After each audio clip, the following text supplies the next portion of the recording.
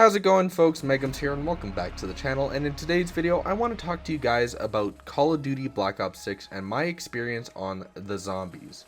Or I guess I could have used the title, My Experience on Call of Duty Black Ops 6 Zombies. Of course, I have to explain real quick. I'm not going to be talking about the campaign or multiplayer. I'm strictly talking about the zombies and my experience from day one all the way up until now, which is August 29th of 2025. So if you're excited for Black Ops 7 and want to support, make sure you guys subscribe, because I will be doing a lot of Black Ops 7 content once the game releases. I, at this current point, will be finishing my Nebula stuff, so I'll be making a video once I get Nebula, hopefully. Fingers crossed, of course. And, of course, as well, go follow me on Twitch, because I will be streaming my campaign experience, or re-experience, I guess you can say, very soon. I'm not sure when exactly. But with that all being said, I want to start from day one. So Black Ops, I will not, of course, be talking about all the stats for the game and all that, like how many players and stuff, but the game released on October 25th, 2024, and mainly for the first week, I usually experience the campaign and, like, do all the stuff in it. I, of course, spent 2 days playing it, so it was, like, October 25th to the 27th, something like that. So, mainly, I got to experience my campaign, and then jumped into the multiplayer and zombies, and I didn't really play multiplayer too much, so it was mainly zombies. But my first experience was Liberty Falls, and that's what's of course showing right now. Liberty Falls is by far one of the more creative maps I've really experienced over the past couple games, really. Because if you're going by this being the first map you play, you're going from all of Cold War and a bit of Black Ops 4 to this, and it really is a soothing map. I do get why people are disliking the map though, because really they don't want their Call of Duty games to be filled with all of them standard maps anymore. But if you're going to have a lot of camos for you to grind for, 2,000 critical kills, and then a bunch of special kills, and then 30 goddamn special zombie kills, yeah, you're going to need to have maps that you can just go play like 30 rounds of, kill like about 1,000 zombies, and then you go like die or exfil. I really do think it'll be hard to exfil in the Dark Ether now I'm thinking about it. But my experience was really good. The map was really fun, and the Easter egg, of course, is really easy. And I am a big fan of them reworking a wonder weapon to fit a new game. Like, the jet gun was by far the kicker that this was like a not transit-esque map, because that's Black Ops 7, but this map is the transit kind of look that people wanted for transit. I would say, at least. Like, I really do think that this map is a perfect contrast to all the other maps, because when you're going to the next map, like, you have so much wide room in Liberty Falls where you can run around anywhere, and really it takes a skilled person to be that dumb at games to be able to get cornered. Really, it's easy to get cornered, but if you're in an open map like Liberty Falls, I don't see many people getting way too cornered, unless you're in the church, of course. But mainly experiencing that, I got the chance to really start working on my camo grind. And I got roughly most of my guns done within the first couple weeks of the game. And I haven't even gotten to Terminus yet, because I want to take some time on Terminus. But overall, Liberty Falls I really do like the map, because it is a breather when I know I don't have to tell my friends I need to go get a certain amount of kills, so I need them to go horde up zombies so I can headshot. Or when I was playing Cold War and all the challenges for all the camos and stuff were just mind-numbing, and it was a headache. But these ones are pretty simple, straightforward. You have about 15 camos for your guns. I love it. It's really good. I'm talking about camos and stuff, I know, but I'm gonna proceed on to Terminus now. I want to say real quick, if you have watched my rankings best to worst or worst to best on my channel, you know I have it at number 3. And I want to explain very quickly, now that I have the real good amount of time to talk about Terminus. And I think, honestly, eventually I want to make individual videos kind of in a mixed order like I have so far. Especially with Citadel out now, I want to eventually do the Tomb, the Reckoning, Shattered Veil, and all that. But having it at number 3 is really a pick for me that I feel very comfortable with, because it is a very, very good opening starting map to a game. It is by far one of the best they've really ever released. This map is super huge. It's very open for new people that want to get the experience of what Black Ops 6 is going to be. and it really invites you. It shows you very simply how to get the whole map open by doing 3 generators and just defend them for 30 seconds. And then you can just survive up until round 50 if you want to. Which, speaking of which, I got to do back-to-back round 50s on this map. And we did round 50, failed, did second round 50, succeeded. I like Terminus. I really am I will defend Terminus. And I know people are already, you put it 3, but Shattered Veil and Reckoning. And I'll get to those, because those 2 I will defend as well. But Terminus, very good map. I like the Beam Smasher a lot. I like Manglers on this map alone, but I don't get me started on 30 Manglers. That's way too many Manglers. And the Easter egg is very simple. It's a very, very fast Easter egg. You mainly need to get the Beam Smasher to get the key card. And then, I think it's the key card. And then you unlock basically the rest of it. You gotta go get the buoys, you gotta defuse the bomb, and then boom, you're in the boss fight. And the boss fight is what I want to mainly talk about with Terminus. The boss fight, when it comes to going from this map to the next map, I do feel like the Patient 13 is better. I will say that blatantly like this. I'm not trying to compare all the maps as I go through, but the Patient 13 boss fight is very, very good for an opening map. The fact that everyone gets their first experience if they got the game on launch to be a big Kraken monster that you have to go that can basically explode the whole map if you don't know how to deal with his abilities. And I'm going based on, like, I've played this game now for like almost 10 months. I have a gun that basically one-shot zombies till around whenever the heck I wanted to.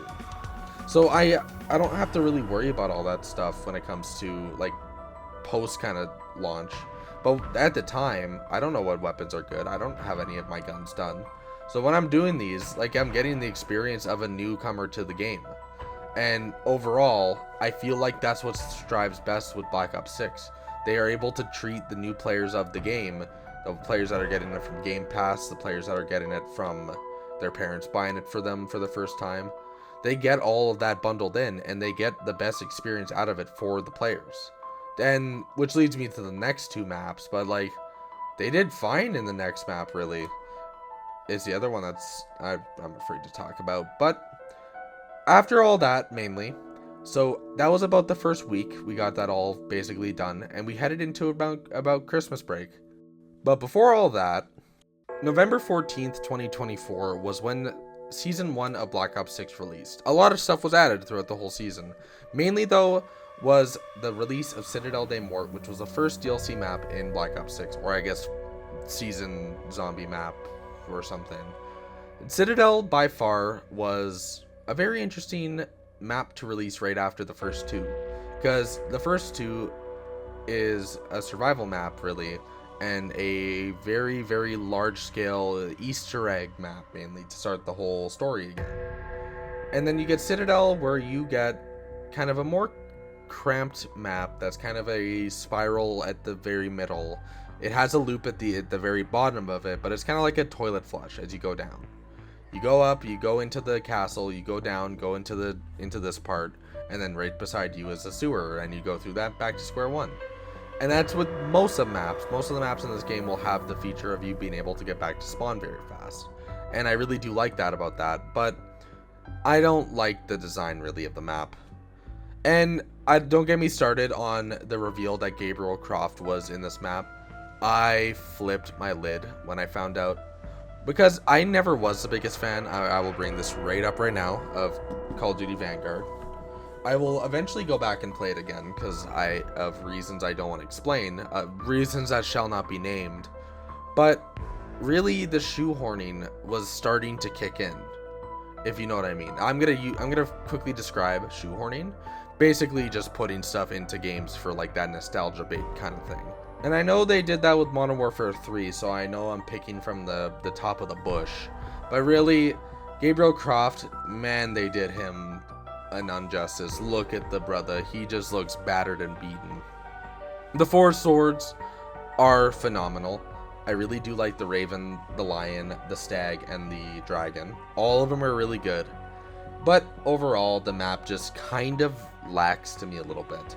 The boss fight, compared to other boss fights that are in the game, is probably not the weakest one, but it's one of the weaker ones.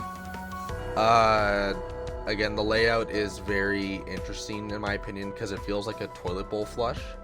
Don't even get me started on the perk of the map. I don't even want to think about the perks that were added on each map because Vulture's Aid, don't get me wrong, I am so happy that you're like, here, remember Black Ops 2? Remember Black Ops 2, guys? And really, yeah, that's all I have to say mainly about Citadel in general. The maps kind of went on, and you know, we played a bit, and then we had kind of a 2-month period. So it was from November all the way up until January some point. So I was mainly working on camos and stuff, but I wasn't really playing Citadel. I think Citadel might be the least amount of like games played I have in Black Ops 6 for all the maps I've played. I'm not even kidding. I don't think I have like hardly any. But with that January corner kind of coming in, we go into January 28 was season 2 of Call of Duty Black Ops 6. When with that, the map, The Tomb, or The Tomb, released. And I wasn't happy. Overall, the map is okay. I'm not the biggest fan of left-right kind of meet at the very end. And really, like, this is a very big open map, or a big starting area. But really, it's a facade. It's a facade of what the map really lacks. As you make your way through, of course, you get all the way to build the ice staff by going into the Dark Ether Nexus, killing the mimic that killed the guy, and don't even get me started on I didn't talk about Citadel and the Doppelgas. I like Doppelgas. The Tomb mimics suck. I hate the mimics so goddamn much. I didn't like them in Firebase Z. They had a good purpose in Firebase Z, but that's really it. I don't like them. I'm sorry. My mimic enjoyers are flipping out right now because of my statements. But as you proceed on again, you get the ice staff. You upgrade the ice staff with a stupid, very dumb step that was really buggy for me all the time.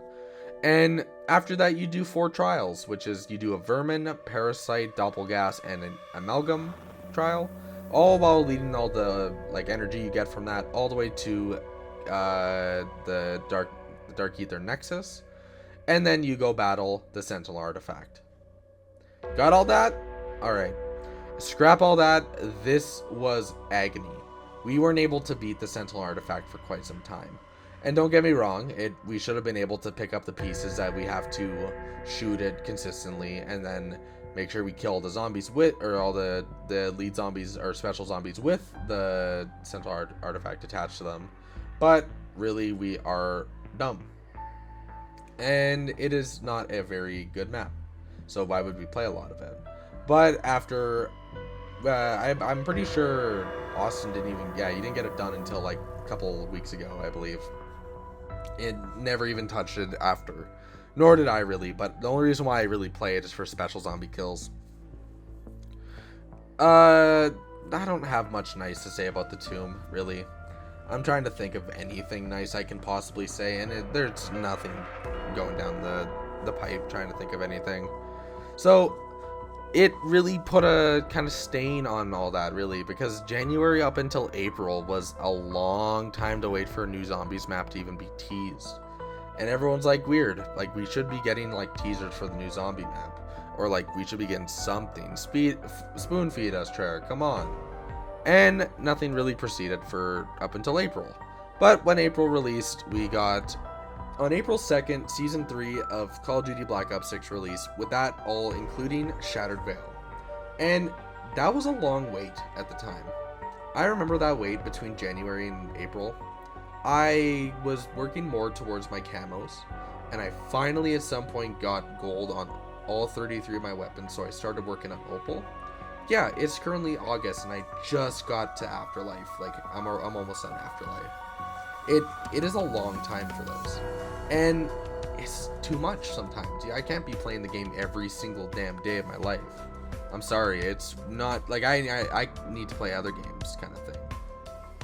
And with Shattered Veil releasing, it was a breath of fresh air. It really, really was.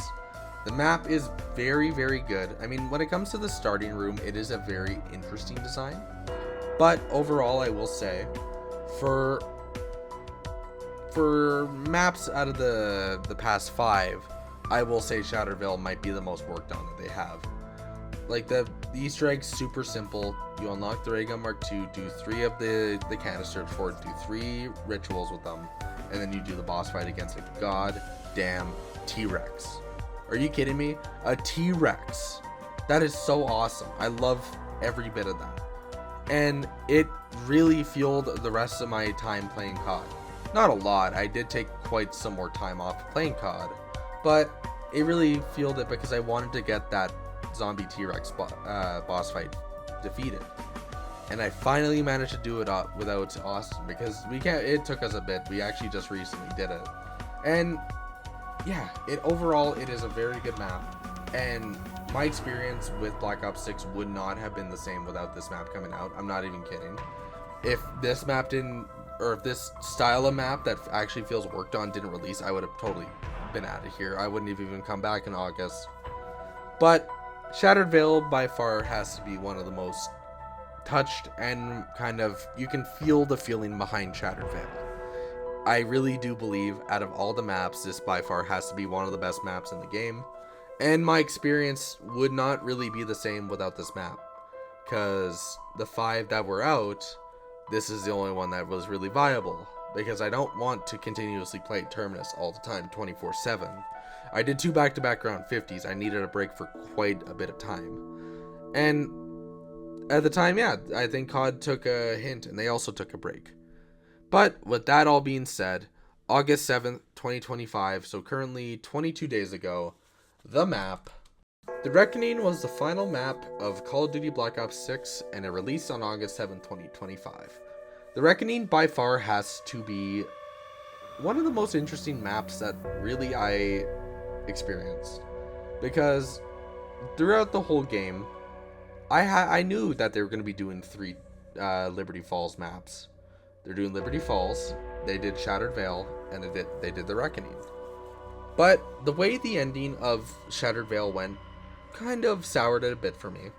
But it made up for it with this map being very, very rewarding to the players, I would say, honestly. The Gorg effects, I've had experience with the Gorg effects, both sides of it. And I do like the Gorg effects quite a bit. I mean, I'm not a big fan of actually having to hit my shots, but I guess you can aim at the ground if you really want to. The boss fights are by far the best boss fights that have ever been introduced into Black Ops games, really, for their zombies. If I were to say, I would kind of put Sam down a little bit, but Richtofen would be the most standard of boss fights. You get kind of an armor phase and then a fly phase. That's why I think, at least. The map layout for me personally feels very clunky, and of course it is building off that. And as well as recently we got to try out Mr. Peaks, and that was pretty rad. Or Mr. Peaks, and as well as the Aether Blade on this map. And of course we do all of the side Easter eggs to get free perks and stuff. But overall, I will say this: the Reckoning has to be, personally, in my opinion, one of the most cared maps in this game. Like, the most actual care was put into this map. It's for example, if everyone knows Season 3 of Invincible, when they had, like, animation cut by, like, 80% until the Conquest fight, that's kind of how it feels to me. Because you kind of get the best, every map, you kind of get the best of everything. But this map, you get the best of both worlds, and also everything. That's why I think the Reckoning, yeah, it has to be probably one of the better maps that they've released in quite a while. I'm not mainly saying that because, you know, the tomb really did affect a lot for me out of all that, because those months of waiting were by far one of the most, like, exhausting waits, really, because, like, Treyarch really dropped the bag with that, because you're trying to get people to stay and play your games, but then you release kind of dog trash like this. It's hard. It's really, really hard to stay mainly motivated about the games, to stay really like, oh, I'm gonna get this, I'm gonna get all these kills with it, oh yeah. Or any single time I think, hey, I should probably play the tomb, It's those thoughts that crawl in my head when it comes to this game. And like my experience really is coming to an end soon. Because once I get the Nebula camo really on whatever gun I look to get it on, I'm done. I don't have to ever touch this game. I'm mainly doing it for the camo, or the calling card. But with nothing getting transferred over, this is just kind of wasting time to waste time, if that makes sense. Overall, I really did like Black Ops 6 Zombies. My experience with Black Ops 6 Zombies was phenomenal. Like, I had no bad experience really with Black Ops 6. And yeah, I think a lot of people need to give a little bit more trust. I don't blame you. I wouldn't also give a bit more trust. But if you're feeling like playing a Call of Duty game and you feel like you want to go back into it, I would recommend, honestly, Black Ops 6. Because I want to make a video eventually talking about what is the Easter egg that's the most easiest, probably the most hardest for like a new player. So if you're interested in that, let me know by leaving a like, comment, subscribe. Comment down below, please. I would really appreciate having more videos where I can talk about like Citadel stuff. And as well as, if you're not subscribed, make sure you do, because of the number right there. It's a bad number. So please make sure you do. And with that all being said, thank you so much for watching. If you enjoyed, do all the stuff down below. Take care.